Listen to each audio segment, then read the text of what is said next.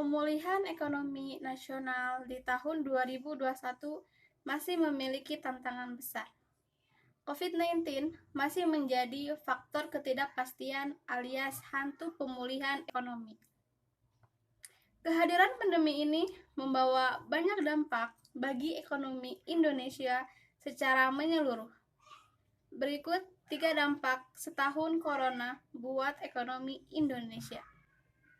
1. Republik Indonesia masih resesi. Menurut para ekonom, Indonesia tampaknya masih sulit keluar dari jurang resesi.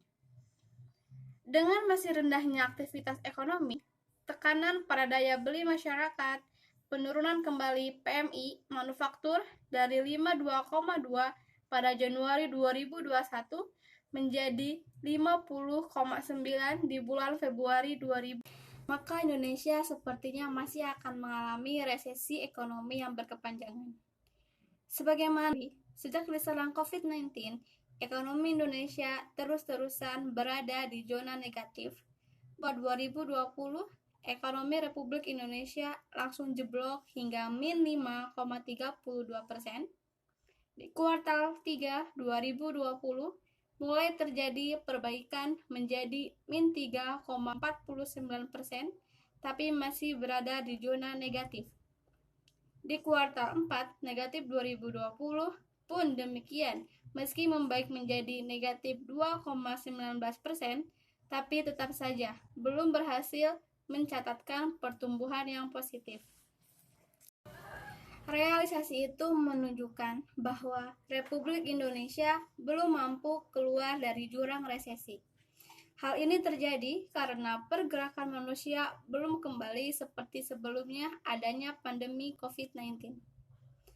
Masing-masing mobilitas penduduk ke pusat perbelanjaan turun min 23%, ke perkantoran turun 29%, terbatasnya pergerakan penduduk membuat sektor retail terpukul. Industri manufaktur lakukan PHK massal dan jasa transportasi serta pariwisata alami resesi berkepanjangan. Yang kedua, ekonomi Republik Indonesia jatuh ke level terendah. Hal serupa disampaikan oleh ekonom dari Center of Reform of Economic Indonesia, Yusuf Rendy Manilet. Tak hanya terjebak di jurang resesi, pandemi juga sejak 20 tahun terakhir. Sepanjang tahun 2020 kemarin, ekonomi Indonesia mengalami kontraksi hingga min 2%. Ini merupakan pertumbuhan terendah dalam setidaknya 20 tahun terakhir, kata Pak Yusuf Rendy Manilet. Tak berhenti di situ, setahun corona juga membuat jumlah pengangguran di Indonesia semakin membludak. Terbatas aktivitas perekonomian akhirnya berdampak pada isu sosial ekonomi lainnya. Jumlah pengangguran pada Agustus misalnya mencapai 9,7 juta orang atau bertambah 2,67 juta orang dibandingkan tahun 2019. Yang ketiga, kemiskinan melonjak. Oleh karena pengangguran meningkat, akhirnya pendapatan masyarakat juga berkurang. Dan ini yang kemudian berdampak pada peningkatan jumlah penduduk miskin.